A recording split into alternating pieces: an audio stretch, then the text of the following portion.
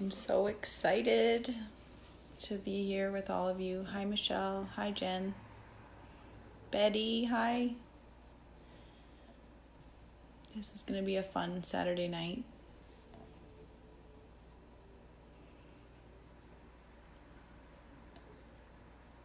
Hi, Annette.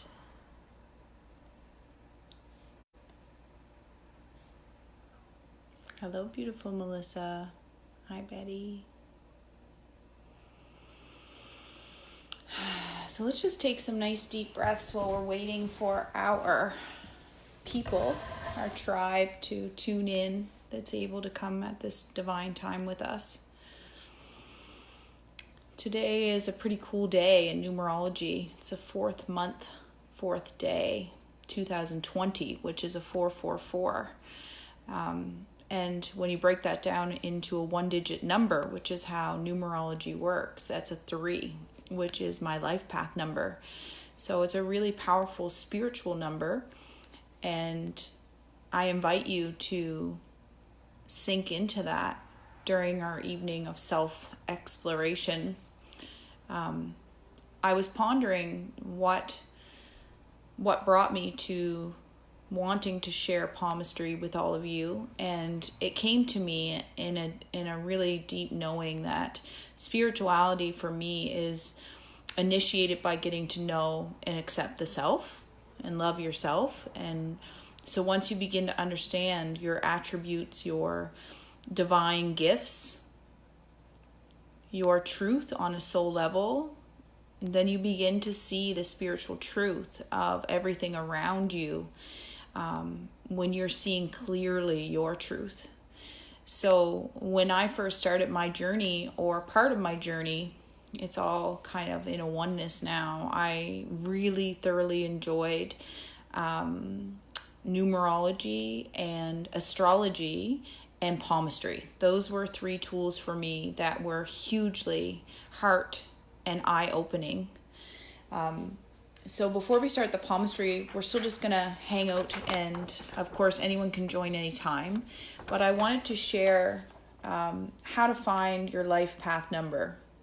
Oh, that's in reversal, isn't it? So what you do is, my birthday is October 3rd, 1988. See if you can see it through the page. No. So for numerology, to find your life path number, you break your birth date down into single digits. So for me, it's the 10th month, 3rd day, 1988. So it would be 1 plus 0 plus 3 plus 1 plus 9 plus 88 equals, for me, 30. And then I break that down even more. 3 plus 0 equals 3. So my life path number is 3. And when I researched that and learned more about numerology, it really made a lot of sense of who I am and the way my life tends to manifest in the world. There are 2 life path numbers that you don't break down any further, which are 11 and 22, and they're thought to be master numbers. So if you play with your numerology and find that you're an 11 or a 22, sorry, I just got a message coming in. That will be your answer. You won't break it down any further. And so if anyone has their journals and pens and papers and hasn't done that before, you can... Oh, hi, Jasmine. Your birthday's October 3rd, too? Cool. 3 is a really fun birth date to have, because it brings creativity and excitement of life. So even if your life path number is different than 3, your birth date, the number of your date, also has a huge significance on the energy that you're born into. So I'm 11th month, 22nd day. Yes, Jane, you'll break down the month and the day. It's just the final answer. Like once you add them all down, your final answer, if it's an 11 or a 22, then you wouldn't break that down anymore.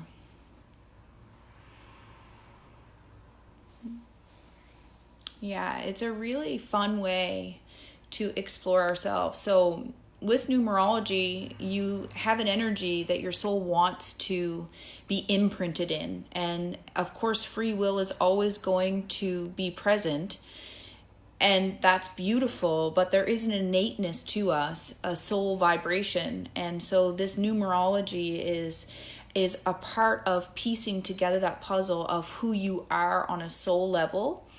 And palmistry is no different. It shows us some of the traits, the hereditary, and the energetic truths of who we are, things that we can change, and some things that are a little harder to change, that are more actually innate in you.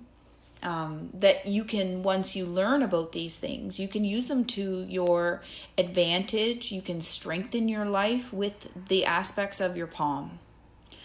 There are people in the world, cultures, that actually practice palmistry on young children. And so then they know if someone has a working hand or a scientific hand, they would put those children in carpentry or in sciences. They would put someone like myself in immediately in spiritual works, in sort of like alchemy or working with nature. There wouldn't be a need to struggle through things that aren't our truth if we recognize what was in the palms, and use that even in, say, math, which we all need. If you were knowing that you're very creative and spiritual, you could use more tools for those kids or those beings that suited their energy type, their imprint.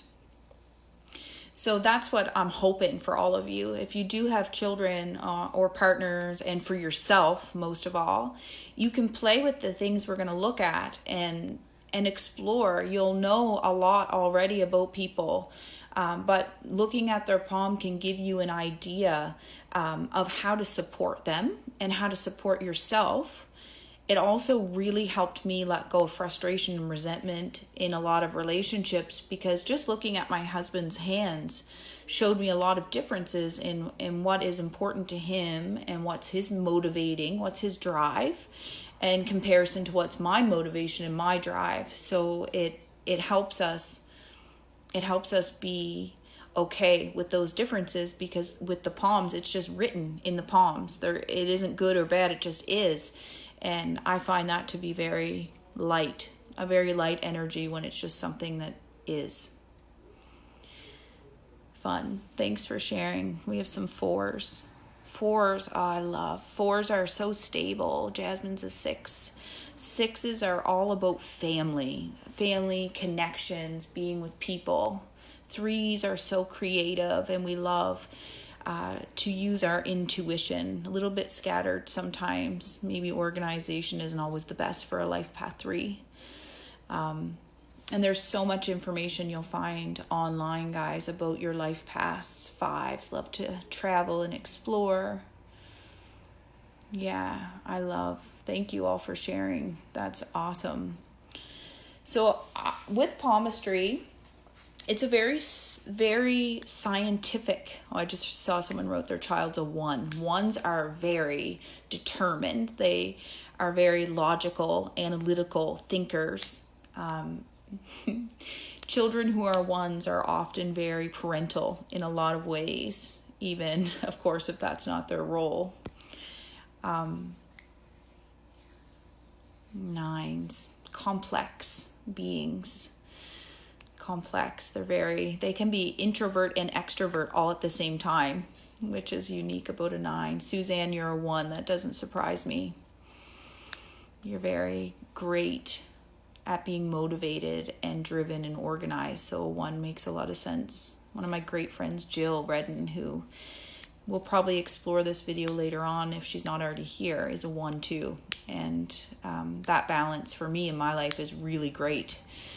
Because when her mind is set to something, which I'm sure any 1s can relate to, the drive can be immense to achieve goals, and that can get you really far.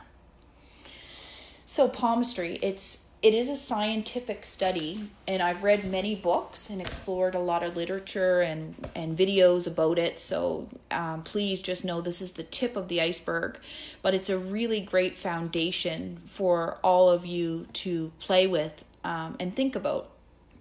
So the first thing we're going to do, and I have a Crayola marker here, I'm going to mark on the lines on my palm some so that you can see.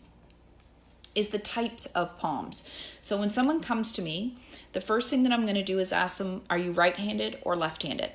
And the reason is because our dominant side, which for me is my right palm or right hand, is the present moment. It's objective and it changes a lot. So based on decisions, relationships, mood, energy, the coloration, and actually the lines can change fairly quickly on your dominant side. Whereas your non-dominant hand is thought to be the subjective hand or the more hereditary hand, oftentimes holding a lot of information about our childhood and the past. So yes, the lines can change on our non-dominant hand, but it's a little more of an effort. Like it would be an intended energy to work on changing the subjective parts of ourselves. And so you can watch that. If there's something on your palms that you're not loving and you want to do healing work or work on physical health to see them change. Hi, Turner, you found me. Thank you. I'm so happy you're here.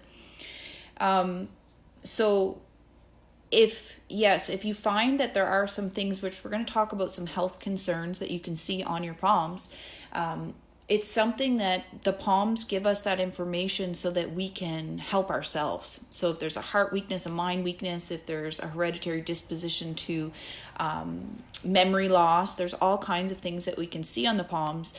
Please take it as a gift that if you see those marks on your palm, now you have that information and you can work with it rather than it just happening because you're unaware that you actually have inherited that weakness. So hand types are super important. They kind of are the general snapshot of who a person is in a palm reading. So for me, my palms are really long and my fingers are long. And so that's an intuitive palm. And it's not always the best organizers or planners. We don't necessarily live a realistic life, but sorry. I just have a client trying to find us, so I'm going to write her back. Sorry. So the pointed hands, which is what I have, long, lean, pointed hands, are artistic, intuitive, very much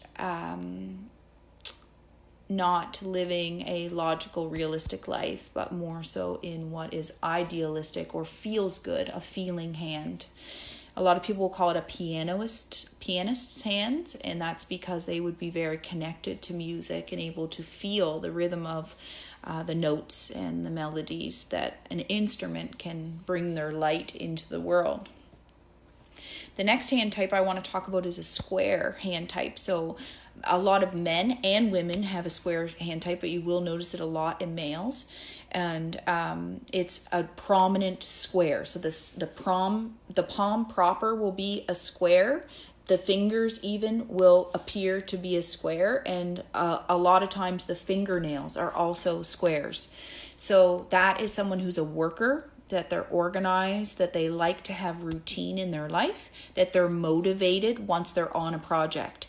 So with these, there are lines and other elements in the palms that can either strengthen the hand types or weaken them or challenge them. So we'll look at that too.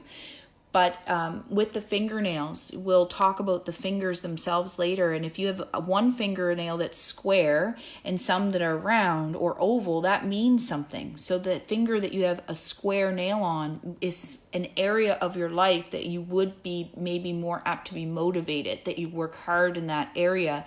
And so we'll talk more about that later.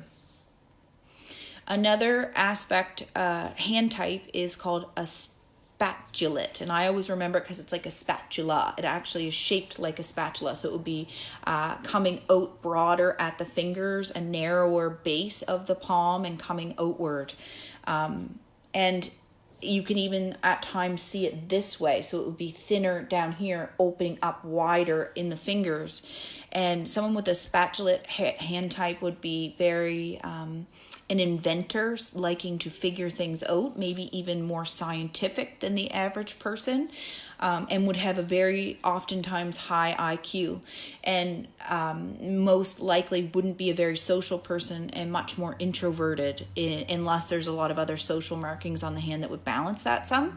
But a spatulate palm is often very to themselves and wanting to study and explore in their mind versus in the world through human connection.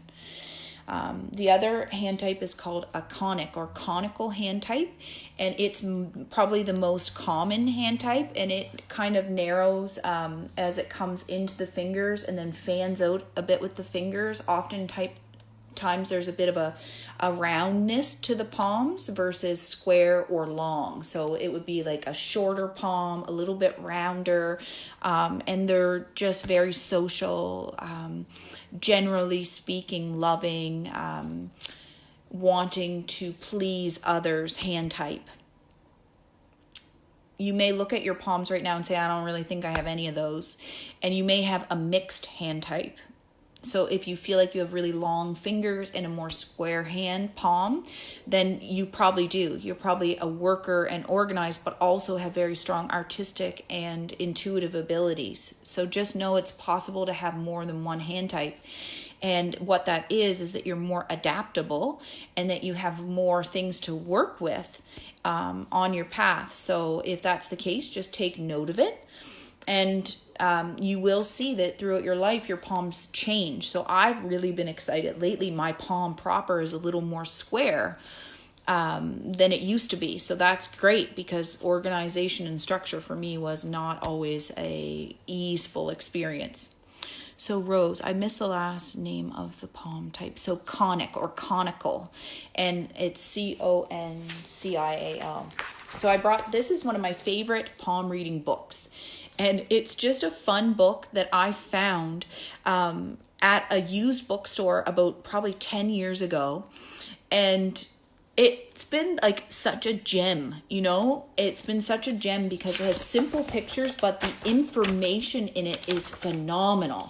So it's How to Read Palms by Litzaka Raymond Gibson. So if you're interested in a book, oh my gosh, you're going to love this one. If you can find it online. I've never looked, but I'm sure it's out there somewhere. I'm just going to find my picture that I love. So here's the picture in the book of the hand type. So we have the spatulate, square, the conical, and the pointed or the long fingers. So shorter fingers, I see a comment from Jane that you have a longer palm but shorter fingers. Shorter fingers indicate a lack of patience. A lack of patience and a really strong desire to get things done. And because of that, it appears to some people with short fingers that there's a shortness in their energy because they're on a track of something else in their mind oftentimes. So that's something to look for. If you have a boss or someone in your life that often is short with you or has a lack of patience, look at their fingers and you will be shocked and guarantee they have short, limited fingers compared to their palm. So we'll talk about the different fingers because each finger connects with the mount. These are called mounts. Each section of the hand is a mount, and it relates directly to astrology. It's thought to be a direct reflection of our entire being is held on our palms. And so what a gift that this is often what we use to touch each other with, to offer and receive healing work is our hands, because it really is our soul reaching out and touching and connecting with others. So those are the hand types. Let's talk about textures of the palms. So when someone has a very flexible and pliable palm, so hand in general. So sometimes I'll get people like trying to push on their hands a bit. Some people literally, if you ask them to open their hands, it's like their hands want to fold up. Even if they're there, they're wanting a reading, they're in your space, and still it's like they aren't even controlling it. Their palms want to cover themselves up. And so that's someone with a constricted lack of flexibility in the palms, and they would be very closed off, wanting to hide their truths, maybe have experienced some abuse or trauma that showed them that it's safer to have a wall up. So even if they are open and wanting to receive, their palms are going to keep wanting to recoil and shut. So someone who's very flexible, and even like their palms might kind of flop over, is someone who's very open and expressive, and maybe to an extreme that they're not able to set boundaries as well as what they could. And then there's sort of like a balanced hand that is open, it has flexibility, not to the extreme, and that would be just as it sounds, someone who's able to have discernment and boundaries, but is able to express themselves. This is talking about the flexibility and movement of the palms and hands as a whole. And when we look at the texture, so it's fairly simple to read that. And that if someone's very soft and squishy in their hands, it's someone who likes luxuries, who wants a very feminine lifestyle, very nurtured, and someone who probably doesn't want to feel like they're in danger. So someone who wants a really safe, kind of cushy lifestyle in that literal way. If you just have soft skin, but it's denser to feel, then that's someone who's sensitive, but can also be very grounded and stable and wants more order and structure. So if someone has really rough and coarse hands, it may be really hard to read them in general. They might be a person whose emotions are hard to see and know. It is likely that they are a bit defensive. So they may take a question personally versus just seeing it as a question. If someone has really rough, dense skin, that would be something to think about with them. So this is so much fun. There's so many things we could explore, but I think it's important we start with the main lines. And if there's a call to, and you guys like this way of learning, I've never really done a palm reading anyway, over virtual means, or taught a class over a virtual means. So this is super exciting. We're doing a mini little class, and please let me know how you feel. And if you liked it, maybe we can do it again next weekend or the weekend after. So the first line we're going to look at, and this is my non-dominant hand, and I'm going to show you this subjective hand because it's easier for me to write and talk with my dominant side. So the first line that we're going to talk about is the lifeline. And the lifeline for most people starts just underneath your pointer finger toward the outside of the hand. And it's going to run down your palm as far as it runs. So some people it goes all the way down, some it's not. And just for peace of mind, the length of your lifeline doesn't mean you're going to live long or not. You can have a lifeline that goes all the way down your palm and you could still die young, or the opposite. You could have a really short lifeline and live to be 95. So it's not about length of life, it's about vitality and quality of life. It shows our vigor, our health, our ability to be focused and lacking nervous energy in a solid, strong line. So this is my lifeline drawn here, and I just overlap them because that's the way my lines are. There's sort of like a break and an overlap there. So that's what it actually looks like on this side. But I'm going to show you a major difference in my palms, which I think you'll find intriguing. So on this side, they're still kind of connected, but one overlaps and there's a faded bit here. So this is the lifeline. Our mind line, for most people, but not all, actually joins with the lifeline and works its way across the palm this way. So this is your mind line, and mine connects with my lifeline, and it swoops down this way for me. So some people's you'll find on yours perhaps goes straight across. Some people veers upwards. Mine goes downward. And on the other side, mine plummets way further down. So we'll talk about that difference in a moment. Our heart line, so your heart line is the uppermost dominant line on the palm. So there is a lot of variations in lines. So if yours starts over here and works its way over, that's okay. If it's straighter, that's really average. Like, there's a lot of people with a straighter heart line. We'll talk about that in a few minutes. And so this is the heart line. It's funny, I was looking for a marker and my husband Justin's like, I have a permanent marker. And I was like, I'm not sure I want a permanent marker on my palms. So I found a Crayola. So this is the heart line. And when you are looking at timing, which we're not going to need to worry about it a lot in this because I'm not looking at individual people's palms, but I want you to know that each centimeter on your lines is 7 years in your life, approximately. So they all start on this side. So it's 0, 0. For these 3 main lines, start on the thumb side. You can remember thumb. And it's like this. So I'm going to mark it.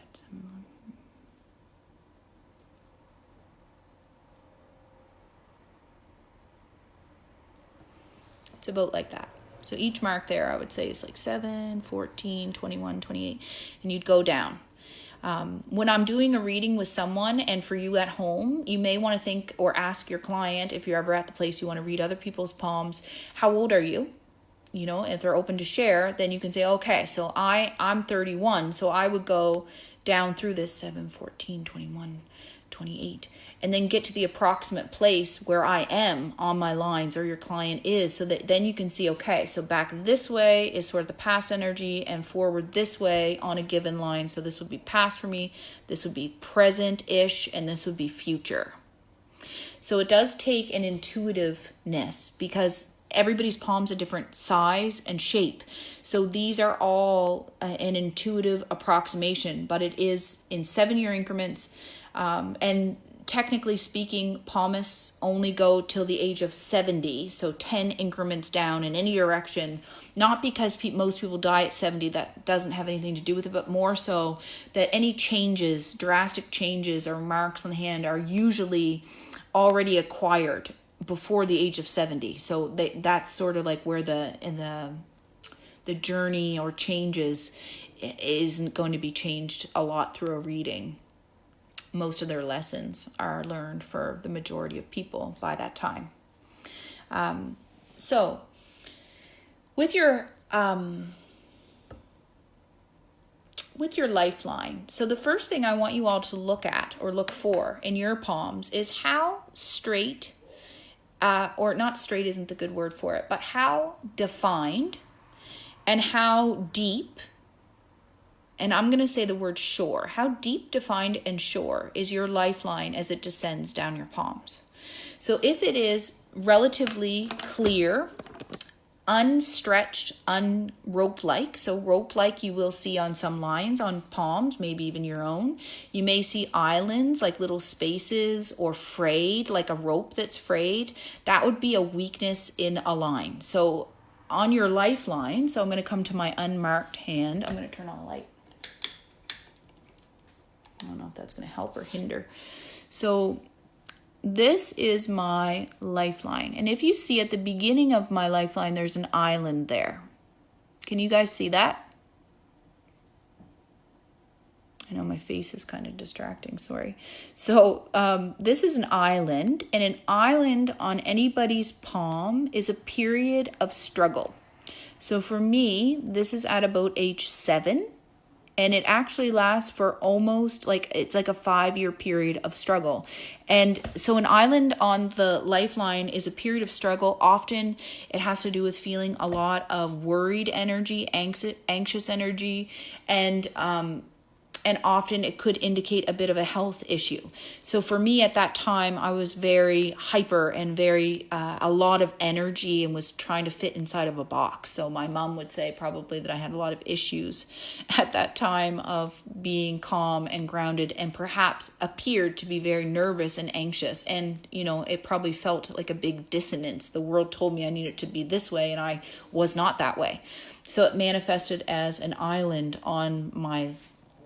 I have marker all over me. Okay. So another thing that we can look for is like over here, even before this larger island, if you can see, it's almost like a rope. Not a frayed rope necessarily, but just the twisting of a rope, like 2 pieces of fabric wind together in a rope. So the beginning of my line is a rope.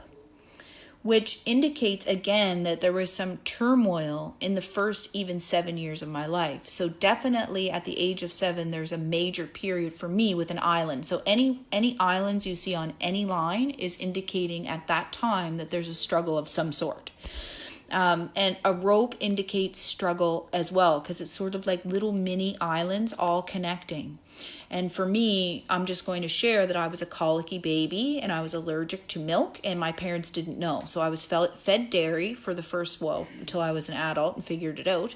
So I was constantly had a brain fog from an allergy, and as well as had dietary repercussions. So like constipation, bloating, mood issues because of that. So those first years of my life show a health issue that was ongoing, a repetitive health issue that was there.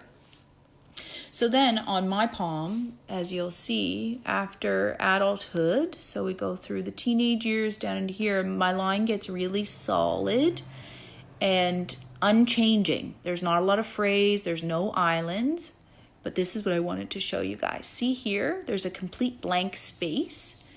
And I'm not sure if you can see this very well, but there's actually a line here that creates a triangle with it. And then my lifeline continues down here.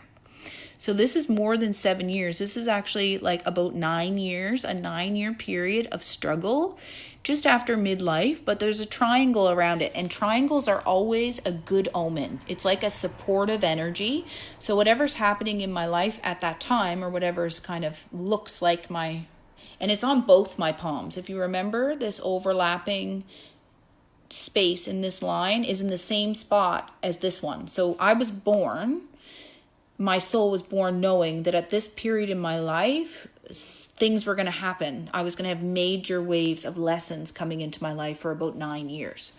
So, sometimes reading these things are like, but I'm really glad I see the triangle there, because a triangle is divine support, feeling, knowing that a triangle is the most stable structure, even in geometry. It's easy to remember when you're starting to look at your palms and other people's palms that triangles are a really good omen. So, for any of you so Allison says my 2 palms are totally different. That makes sense. So if your palms are really different on both sides, it's really intriguing to get a full reading or to play with this even more so on your own. But Allison, for you or anyone else who's seeing major differences, I would stick with your dominant hand, because that's who you are right now. And then just enjoy exploring that with us tonight. And then on your own space, you can contemplate maybe how or why it is so different than your subjective hand. Because what that means really is that you've rejected and chosen to be nothing like what you were born into, or very little like what you were born to be or born into. So that can be a really good thing. Don't get me wrong. I'd have to look at your palm and kind of understand it with you. But if your palms are different, trust it. Yeah, so your lifeline breaks. Yeah, so when there's a break in it, it is a period of disconnect, or like there's a shock. There's often a shock that puts a break in the line. But just look around it, Allison, and see if there is any other little signs. Like if there's a triangle on it, near it, a square, a star. There's all kinds of marks that can be really supportive around a break in a line. So if someone's palms, and mine aren't really, over here is a little bit red, but if your palms have any redness, blotchiness, that's just a sign of general anxiety or nervous energy on whatever mount it's found in. So that's just something to look for on your palms or palms of someone else, is a general. Jill, I have stars on every mount at the base of each finger. So stars on any mount is a huge blessing, and it does indicate that it's like greatness can come from that mount. So it is really a blessing that you have them, Jill, but I believe you probably sometimes feel confused on where to put your motivation, because when you're good and feel such passion about so many things, it can be really hard to buckle down and focus on one and move your fate line into one of those. So that's the goal, is if we have a star on a mount, which we'll talk about the mounts in a little while, is to move our fate line, our passions and our career toward that star and meet it, so that that blessing is a part of your manifestation here in this life. So that would be just something to ponder for anyone connecting with this with Jill and I, is like, if you have stars on multiple mounts underneath the fingers, it's important to narrow in on which part of your strengths you want to work with at that time. So a star on your palm is, I'm going to show you one on mine if you guys can see it. I'm not sure. I'm just going to point to it on here so that when I move it over.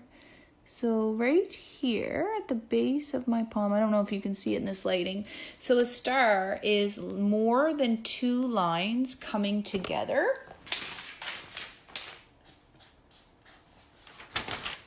This would be an example of a star. It could have more lines, or it could have a lot of lines. And so the more of them that come together is a more powerful sign of, to look here, pay attention to this. If there's a star on one of your main lines, on one of these lines, it's not necessarily the same. It's not a blessing on that line. It's just an indication of something happening at that specific time. It doesn't strengthen the line as a whole, which is what would happen if I had a star here. It would be this entire finger's attributes that would have a blessing. So so you have two fate lines. So one of those fate lines is probably the destiny line, Jill. So there's a fate, destiny, and health line. There's three other secondary lines aside from these three main lines. So we'll talk about those a little bit later too. So that's the lifeline, and we're not going to really talk about it much more than that, other than that it's about vitality. You can look at it in your health to see how stable you are. And I believe that spiritual connection and loving yourself has a huge impact on this line, and how much vitality is showing there. Our faith is what really keeps that strong. So let's talk about the mind line, which was something I was excited to share the difference in my palms with you all. So over here, my mind line, I was born with it fairly straight across, whereas over here, my mind line plummets down here to my Mount of Luna and ends down here, which is that I was born, which I do agree with, to be very scientific. And I absolutely love science, understanding nature and the human body and how things connect and interact is one still of my drives and passions. So this, when your mind line is more straight across, and some of you probably have it even straighter. Some of you may have it plunging down this way even more. Everything is perfect. It's not right or wrong. It just is. And so if it's more straight, you're more logical, analytical. If it is more downward, it's someone who's much more intuitive, can even sometimes be a bit, what's that word? Not suspicious, but when you believe like you shouldn't walk under ladders and things. Can't think of that word. But superstitious. Thanks. My husband heard me in the next room. So superstitious if you're down here. It's also someone who's very creative, very connected to your imagination. And so both, of course, we could look at that as the right brain and left brain. So again, we all have a little bit of both, but it's just depending on how it goes. So your mind line is definitely a line that we want to see as straight, and I keep using the word straight, but as defined and as clear as you can possibly allow it to be. And you can work on that easily with meditation, with clearing limiting beliefs, with energy work and vibrational healing, sound healing. I've seen drastic changes in my mind line by practicing those things. So on the mind line, you'll see for me, my mind line connects with my lifeline. And the hope is that our mind line connects with the lifeline. And this indicates a solid foundation before the age of 7. And for me, mine goes a little bit longer than that to 9. Now, don't get me wrong, I have an island there, so there was still strain happening in my body during that time. But when you have that joining in the beginning, it's the root and sacral chakra developing in this time period. And so it shows that you are being taught the basics, like, because this is the mind line. So being taught common sense. So if that line is connected, you can still teach yourself common sense later in life. But it is a blessing if you have them together in the beginning. If they are separate, it's someone who's very independent, strong-minded, and probably was very mature for their age at that time. If you have little lines or X's around your mind line, you have too many other people's shit in your life. Too much other people's stuff. It wouldn't be your own if it's not on the line or crossing it. If it's around your line, or if there's redness around your line, it's if there's stress, other people's stress around your mind. So the mind line being forked is a sign of weakness. So it's a sign that your mind is unfocused because there's too much on your mind, and you're maybe putting other people before yourself. So if there's a fork at the end of your line, it can be a sign that you're wearing yourself thin, that your mind is exhausted. So if there is a fork in your line, just be sure that it's not a triangle or a star. If it's a triangle or a star, it's okay. It's actually a supported call to help more people. But if it's just a fork on the end, it's a call to say no more. That's it. Just say no more. That's what you need, and you'll watch those forked ends go away within a few months, and you'll see the X's around your line and the pulling. If there's any fraying, like a rope that's frayed, that will all start to heal as you focus your mind on what is in your purpose, your heart, not everyone else's. That will begin to resolve itself. So the mind line is very intriguing to me because it's often what stops the fate line. So on my palms, my fate line goes above and continues on up the palm. So the fate line generally starts, and I'm just going to point here, it's not necessarily where mine is, but the fate line usually starts in the center and runs up towards Saturn. This is the mount of Saturn. So generally speaking, this is where the fate line goes. And you can see mine kind of changes a few times. But a lot of people's fate line is stopped by their mind. And it makes sense because logically, a lot of our purpose or our fate, our soul's calling, doesn't always make logical sense. So we talk ourselves out of pursuing it.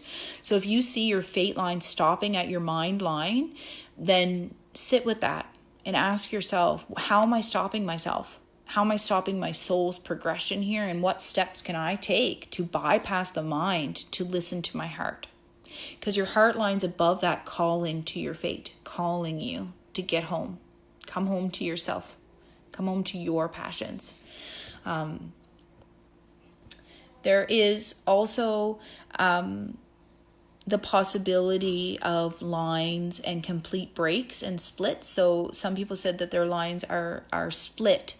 And depending on how it looks. So if your line's split and they overlap, kind of like mine did over here where I drew that overlapping space, then that's a period in your life where you're living more than one personality, like that you feel split.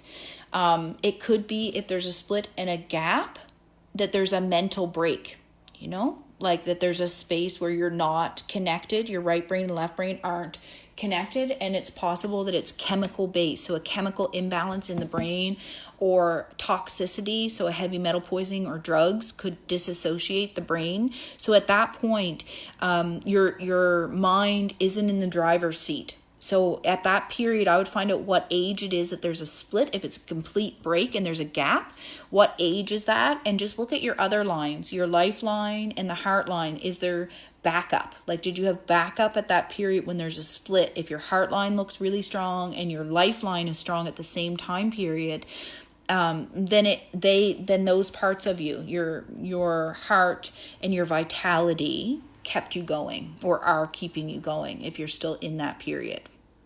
So if you're in a gap right now, if there's a split in your mind line where you are now, it would be very important I would recommend to do a heavy metal detox. Very easy. There's the medical medium, Anthony Williams, has some phenomenal heavy metal detoxes. And I would also recommend to do meditation, to deeply breathe into your body and try to reconnect your heart and mind together, and just see if you can find a reconnection in those lines. And it's literal, like your lines will change. So if you sleep, I wouldn't look every day, but like every week, have a peek and just see how that's changing now that you've noticed it. So Jade says, my mind line doesn't go to the end of my palm. It ends under my ring finger. So that's excellent. The mind line technically shouldn't go off the edge of the hand. If it does go off the end of the hand, it's someone whose mind spirals and they can't stop their mind. So if it stops underneath your ring finger, that's actually ideal. That's ideal. So Michelle says, so many X's. Yeah, a lot of X's, especially for empaths. So if you're very empathetic and you've worked with a lot of wounded people, it is possible that you'd have a lot of X's on your palms. So my mind line is very separate from my lifeline. Yeah. And that would just indicate a very independent soul. And probably in your childhood, Tara, feeling more like you were helping to nurture and help your parents feel safe and secure versus the opposite. So you weren't really necessarily being taught a lot if your mind line at the beginning is very separate from the lifeline. Okay, so I'm just going to have a little look. So Jane, you said my fork ends in a star. So that is a really good omen. What that is that right now, definitely you're probably feeling pulled in a lot of different directions, but that star is indicating that that's where you're meant to be. It's a blessing around that. So I would trust it. Jill says, why are you doing your left hand? Just because I find it easier to talk with my right and draw on my left. So I'm going to talk about both, but this way I draw on this one because it covers up the changes and I can just show people on this one.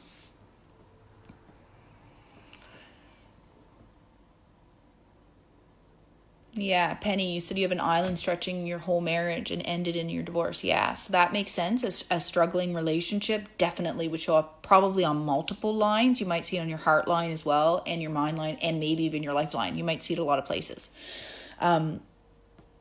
So the mind line, yes. And the heart line, so let's chat about that a bit. And the heart line is where we can often see a lot of hereditary stuff, we'll say stuff.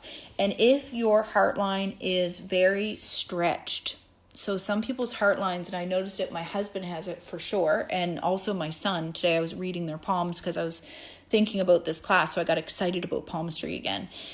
It almost looks like their line is pulled apart, and so it almost looks like a scar, a scar, skin in a scar's different pigment. It looks like it's a scar. So if your heart line looks pulled like that, especially on your non-dominant subjective hand, it's an indication of hereditary heart weakness.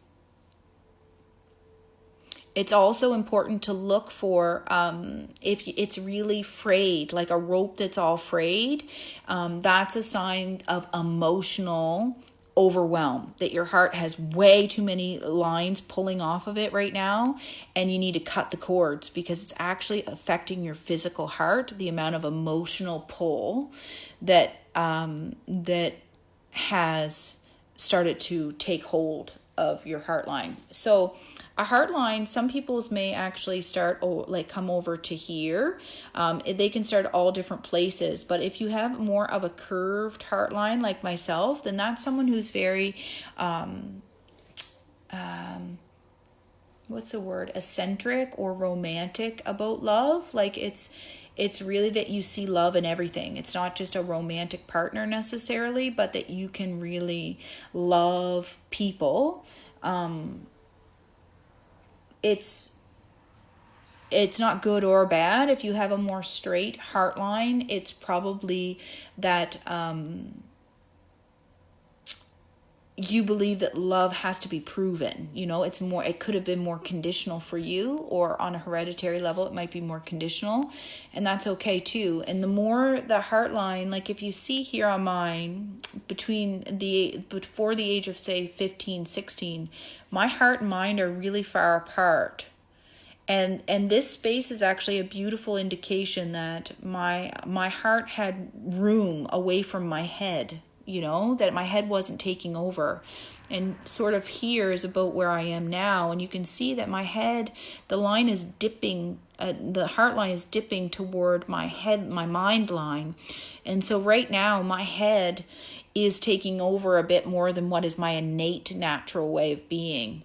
And I do see that in my life. I find that having my children and my work and running a business, there's all kinds of reasons or excuses I could make for why that's happening. I can understand it, why it would be that way. But as I go past midlife, look at the space that develops again. So it's like by the end of my life, I'm so free of being stuck in my head, really. So that's what you want to look for, is places. Some people's lines, you'll see them dip right down toward the mind line at different points, like it waves almost. If you have a wave toward your mind line, like I do, I actually have a long wave here, then that's okay. It just shows that, that's a period in your life where your mind needed to be the strongest. My heart line is non-existent until my mind split. How does it mean I have no heart energy on my mind? Mine ends but one point. My left hand is detached,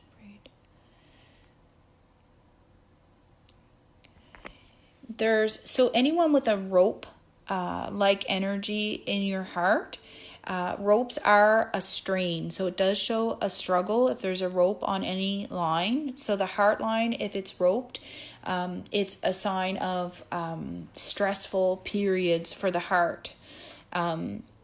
And because our heart is like a brain in our body, and has the same sort of receptors, it can be talked to, and it can be reasoned with and healed through inner dialect. So if you find your heart line is weak, like if it's frayed, if it's roped, if it's split, if it's broken in any way, you can go in and work with your heart, breathe into your heart and talk to it, and see if you can help your line get a bit stronger just in saying to your heart, I hear you, I see you. So there is a possibility, and I should touch on that now, that some people, and I've seen it like on one hand I could count 4 or 5 times in 10 years of reading palms. It's really rare, but it's called a Samian line. So when the heart line disappears or the mind line disappears and you have just one line here, it's called a Samian line. It would depend on where that one line is. So if it's down further on the palm, it would indicate that you were living completely through the mind and had your heart completely blocked off. And if your mind line was not showing and the heart line was there strongly, then it would be the opposite. Someone who's non-logical is not making logical decisions and living completely through their heart. So it can happen either way. A lot of beautiful beings with autism and on the spectrum actually have a Samian line, and it's usually that they're completely living through their heart. So I absolutely find such joy in that. And a lot of the beings that I've heard of and experienced myself that had just a heart line with autism were nonverbal. So it would make sense, that they're not logically connecting with language, but they're feeling language. They feel language. So it's a gift. It's truly a gift. Those with just the mind line, any human being, would be a master of manipulation because they wouldn't have the empathy to back up their decision making and their communication, their daily life. So that would be a coping mechanism, usually of someone who's abused, would lose their heart line, or major trauma in the first probably 10 years of life, would lose that heart line, but could get it back with a lot of healing work, possibly. It's just something to ponder. So my heart line on both hands start with a fork under your middle finger. That's interesting, Suzanne.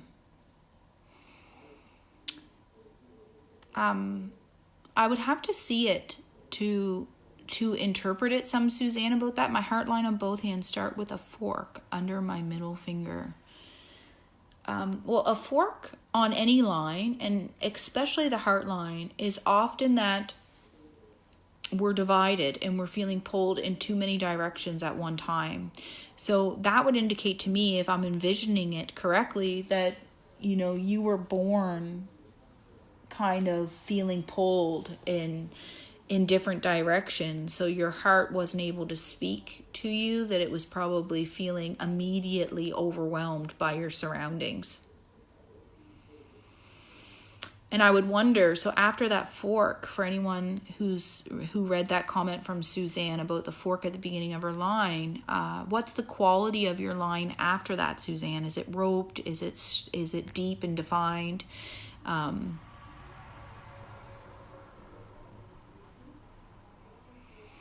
Beautiful. I love that, Heather. You have a diamond. So a diamond is a really good omen as well. It's like two triangles together, or we could look at it as a square that's slightly turned. So square or triangles are both really positive, supportive energies. And if it's just above your wrists, at the wrist level, we could talk about this now with that comment. So you'll see here on myself, these lines at the wrist are called your racets of luck and fortune. So some people have a lot of them. Anything over 3 is the really easy abundance. Sometimes it's hereditary, like an inheritance, or kind of born into money, family money, or just that you're meant to have a lot of abundance. And it's not about money necessarily, but a very abundant, supported life. So a diamond there for you, Heather, is a beautiful energy to have right above the racets. So Suzanne, when the line becomes 1, it's very deep, but lots of fraying. So the deepness is really good. It's an indication of heart, like it's that you love deeply. So if someone's heart line is very faint and not deep, not defined, then they're not feeling deeply. They're not wanting to feel deeply on a subconscious level. So that's beautiful, but the fraying is still an energy of concern because it means that you're feeling pulled in many, many directions still. I would wonder too, like a lot of clients of mine with that fraying and forks on their heart line have a really erratic and oftentimes fast heart rate. So it's like their heart's trying to keep up with all this energy coming and going from it. So just food for thought, if you are one to notice your heart rate and it's erratic at all or unbalanced, you can, again, with breath, work on slowing your heart rate and balancing it consciously and letting it know that everything's okay. It doesn't need to panic. So that's your heart line. Beautiful heart lines. And there's so much detail that we could talk about, but we can't do it all tonight. So I'll try to answer questions and we can play more later. So those are the main lines. We're going to talk now about the mounts, the main mounts. And then if we have time, we're going to do the secondary lines and some fun lines.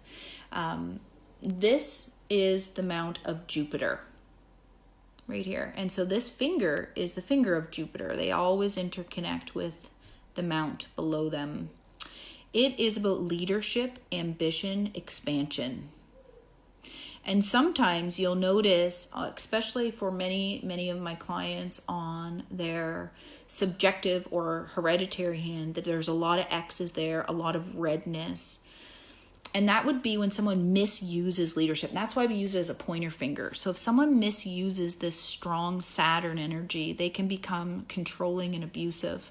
So if you have a lot of scarring, like X's and sort of like a grid, if it looks like a grid or a grill, like a grill on a barbecue, then that's a mark that someone abused you, and you probably really don't like being treated unequal, or feeling a harshness surrounding leadership would be very hard for someone with that mark. So this is Saturn, Jupiter. This is Jupiter. Delete that Saturn. So this is Jupiter. This is Saturn.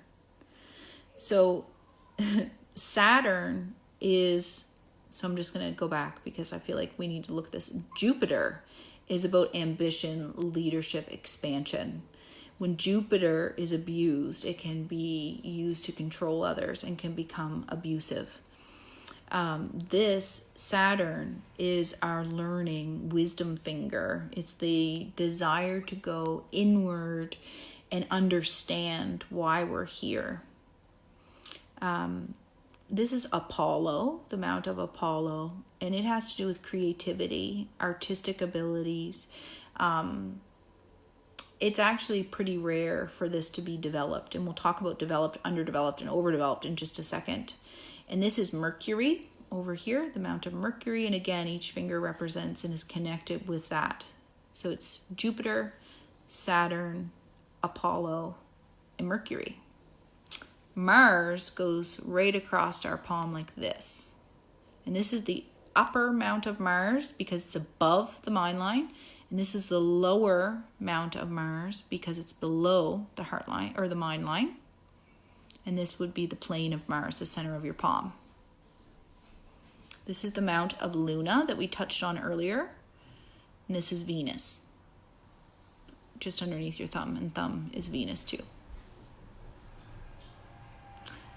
So these phalanges, the parts of the finger, this section represents the body, mind, and soul. So you can look for marks in, and we're not going to talk about that a lot because it's a lot of information and a lot of detail that can be found on the fingers, but you can see by the length of each section of the finger where the development is in that area. So for example, this is Jupiter, and there's this bottom area is quite long. So in my body, so in the material physical representation of me, my vessel holds a lot of that Jupiter energy. So a lot of leadership, ability to be ambitious, driven, comes from my physical body. And then you can go up and look at the mind. And for me, you can see like the upper, like look how long this one is and the bottom one is. And then the mind is just so limited around this.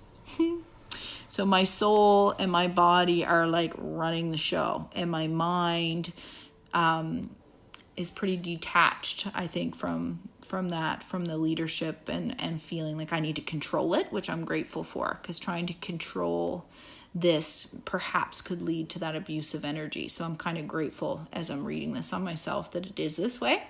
But you can see over here, look how much longer the center area is on this one. So this is the mind around learning and expansion. So my mind area on this one is actually the greatest and most developed. So that's just a little glimpse of how you can read the fingers. So let's talk a little bit about Venus. So Venus is our emotional love, affection mount. So some palmist or palmistry specialists believe that the thumb, so the thumb from here and including this mount, is a complete analysis all on its own. So there's tons and tons and tons of information that you could get from your lifeline to the tip of your thumb. One thing I want to talk about with you all is this area, for me, it's shaped like an L. I have almost a 90-degree angle, which is someone who's very expressive, a really great open book communicator. And each of my fingers, naturally, if I just let my hand sit, they are open. So there's space between my fingers. Some people are closed more so. For me, it feels even foreign to try to do it, but for some of you, it may feel normal for them to be closed. This is someone who, again, is more closed. They're able to keep secrets. So for me, like, if someone tells me a secret, like that they're pregnant, I'm so fucking excited. I can't contain it. Like, I sometimes will tell them, like, please don't tell me, because I don't want to have to keep these things to myself if it's something exciting. So that would be an example of someone who is just so excited to express themselves, would be open fingers like this. So when this goes beyond 90 degrees, like for some people it's open really, really wide, almost that they can touch down here, I've seen. And that's someone who is really too expressive, like vulgar, or can be inappropriate in the way that they're expressing themselves. It can also hurt others. So just be aware that if that angle is bigger, you can consciously try to pull it up and in. So you want, the ideal thumb is a strong thumb. So if you find that your thumb is wasted, so if it looks skinnier on both sides, like I have a little bit of a wastedness on that side, and they can be different again on both sides. This one's really good right now. This is my present moment. Excuse the marker I have everywhere. And so you want it to be quite thick and strong, and this indicates vitality and discernment, willpower and logic.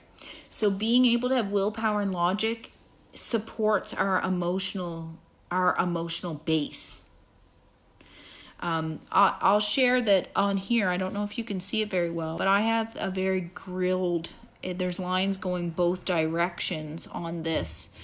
And I always like to describe that like it's like a strainer. So it's like a coping mechanism, that instead of just letting any emotions, any feelings into my being, my body, mind, and soul has decided that it needs to kind of filter through that for me. So it is possible that, yes, this mount has a bit of a shield that's there. And so my Venus is a little bit blocked, in a sense, on my current hand, on my objective hand. But on my subjective hand, it's not that way. There's waves, but it's not a grill. So, it's something that I could work on changing. But I feel like maybe in my line of work or in my life right now, that it might cause a lot of other stresses like X's around here or redness. I'm not sure, but I just know that this grill, if you have it too, just means that you're not necessarily feeling everything that comes at you, but rather kind of like a strainer that you're like, the noodles catch and all the water comes through. So you're straining the emotions. Oh, I love that. I have stars on Apollo, Allison says. So that's a gift of talent. It's a talent around artistic energy, and it's very rare to have one there. And so to have a mount that's developed means that there's a notable cushion on that mount. So it feels like there's something there. If it's overdeveloped, it will feel squishy. It will probably be red a bit. It will feel like it's kind of taking over space in the mounts beside it. So overdeveloped is just as it sounds. So it's like, it could be something that's become an issue in their life. For example, on me, this is my mount of Luna, and see how it's like overdeveloped, and this is that one I shared earlier that's kind of red.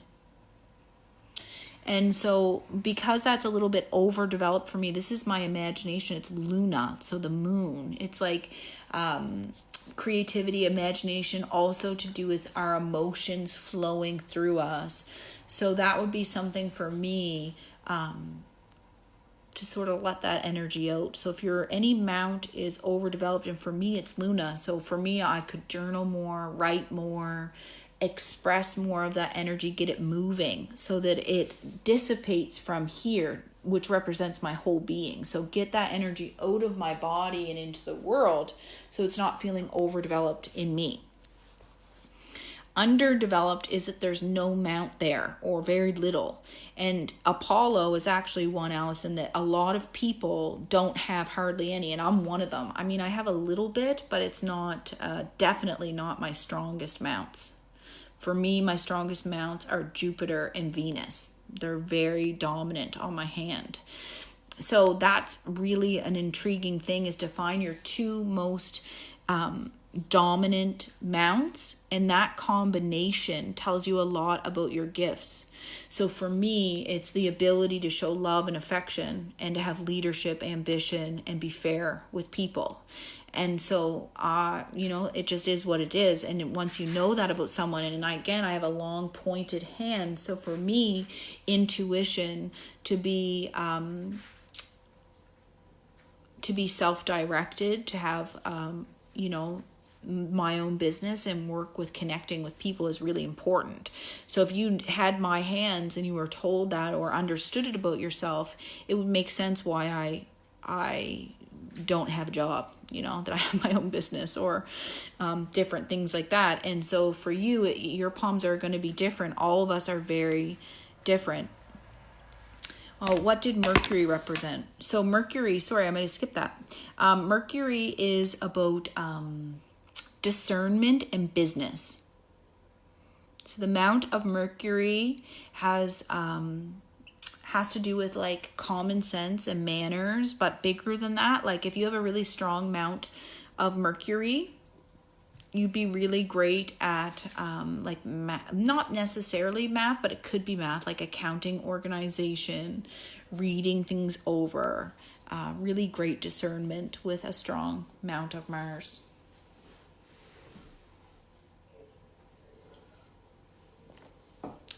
This is so much fun. I love the palms. So we looked at the mounts. We talked some about the lines. Again, on each mount, you can look at them and see back to what we talked about in the beginning. If there's stars on them, it's a positive sign. If there's triangles, positive.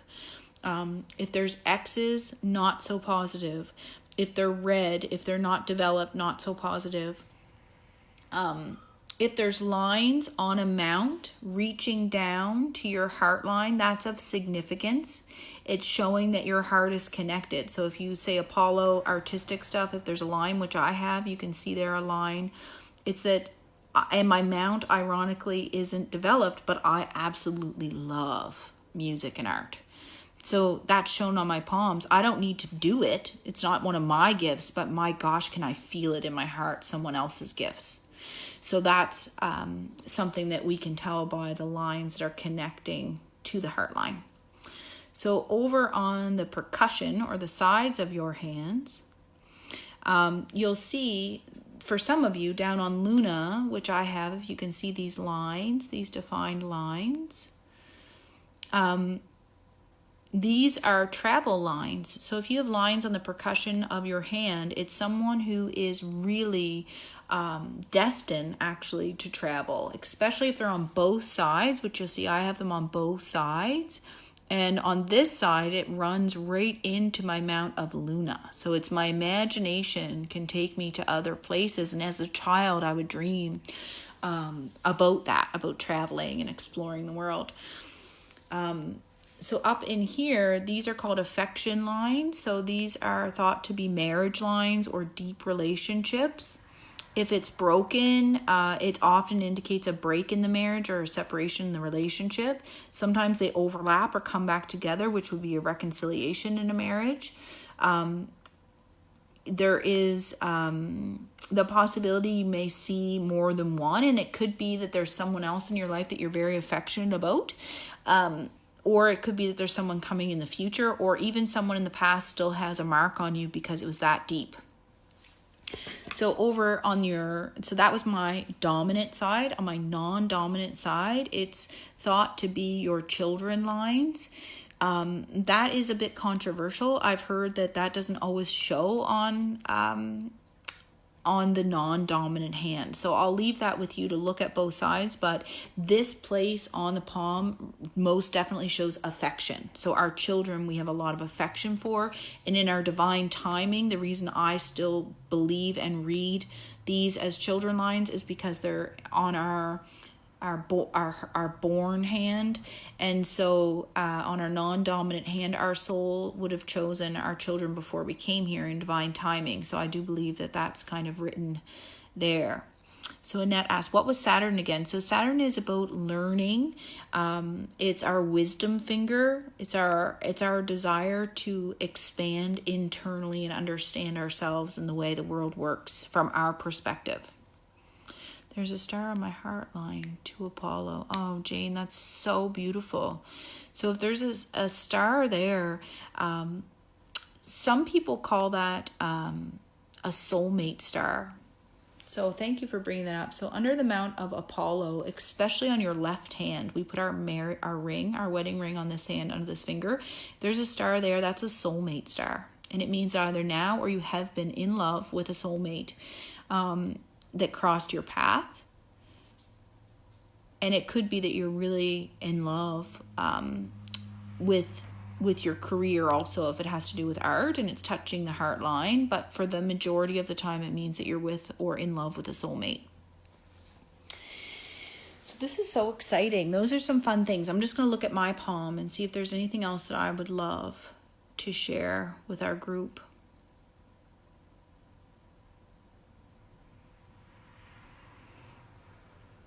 So the palms, they're really intriguing. So the Mount of Mars, we didn't talk about what that was. So the Mount of Mars is from here again and kind of goes across the palm like this. So Mars is about how we defend ourselves. And this one in here can be quite developed, especially on manly men. And it's really aggression, being able to set boundaries with aggression and defend ourselves. And if it's red and overdeveloped in there, it can mean that someone was abused or has a tendency towards arguments and fights. And then on this side, this is our ability to give of ourselves. So for me, it's a bit overdeveloped. It's just above Luna. And it's really about being able to set boundaries in a loving way, to say no. And it's a lot better for me on this side, which is my current hand. It's not really overdeveloped at all. But I was born into a family that was just our way of being. You can see it's very puffy there. And on this side, there's hardly any movement at all. So just food for thought. That's how much we give of ourselves. So the center of your palm is the plane of Mars, it's called. And so if you have a deep dip in the center in your plane of Mars, it's someone with deep emotions who tends to stay maybe angry longer. If it's more level, like less deep, it's that you are quick to react maybe, but don't necessarily stay in your emotions for very long. It's not just the negative either. Mars, often we think about fire and aggression and anger, but any emotion you can come in and out of. And if there's little to no dip there, it's that there's a neutral energy about you, and that it could be something that you need to learn. If there's no development in here, in the thumb area or on the outside, and that there's not a lot of a dip here, I would be surprised if you feel comfortable with confrontation and or setting boundaries. So if you're not comfortable with that, working on your Mars energy would be really important.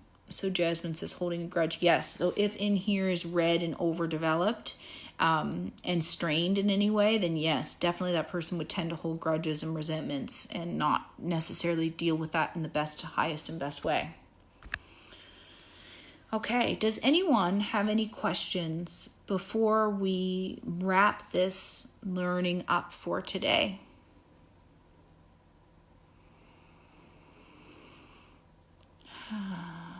So again, thank you. And it is 444, this magical portal of energy that we're in. The world around us is changing, and the world in us is changing. Today is an invitation to settle into your intentions, who you are. And this little exploration is just one way to connect with who you really are. I invite you to be in this, sink into it, and be playful in it, because this world is so fun. There's so much to learn and explore with palmistry and numerology. So Jasmine says, what does an island on the heart line mean? So Jasmine, I would suggest, first of all, to figure out, based on this, the timeline. So beginning up here in about centimeter increments, it's 7 years. So 7, 14, 21, that sort of idea crossed. And so I would go across this and find out where the island lies in timing. And it's probably, it's a period of strain and turmoil on any line. So it would be someone or something that you love going through a period of strain. And so depending on how big the island is, you could see how long that period of turmoil will be, or it was. And if it's there or it's coming in the future, you can look on your other lines and just see if there's any support there. Like, are they strong? Is there triangles connected to any of them? Is there other supportive stars there, which would indicate that everything will smoothen out even though there's a struggle? How can you tell past lives from a palm? So I don't know that you really can tell a lot from past lives in palm analysis. So intuition would be the answer I feel to that. So sometimes when I'm reading palms, past life information may start to come through, at which point I would step into using theta healing, another modality that I practice and love to work with clients in. So it is possible in a reading situation that a past life would come up, but I don't necessarily think that it's specifically from the palm reading in this type. So this is palmistry, a more scientific outlook versus like sort of a gypsy reading, which can really be a lot the same, don't get me wrong, but that might be something to look up: gypsy palm reading and past life marks. You might find something. And Allison, yes, you can book palm readings with me. I love playing and doing palm readings in person, and I miss that right now because it's the one type of reading that's really hard to do, impossible even to do online. You're so welcome, everybody. I'm so grateful. I have a nodule, a small circle lump at the base of Jupiter on my dominant hand. Okay.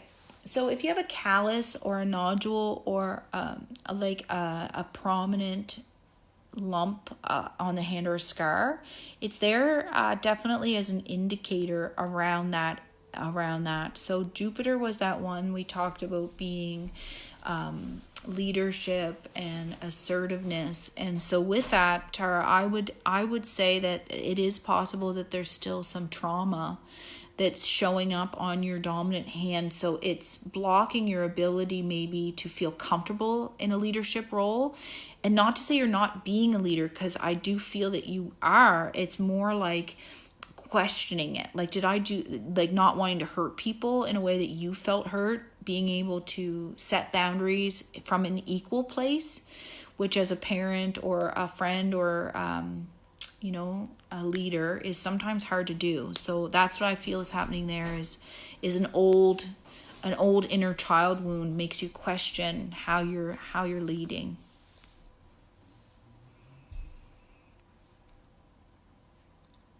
Yeah, so this is great. Thank you all so much. I hope everybody has a great night, and I will definitely be back. I'm not sure what the next connection will be, but I look forward to it. Have a great night, everybody.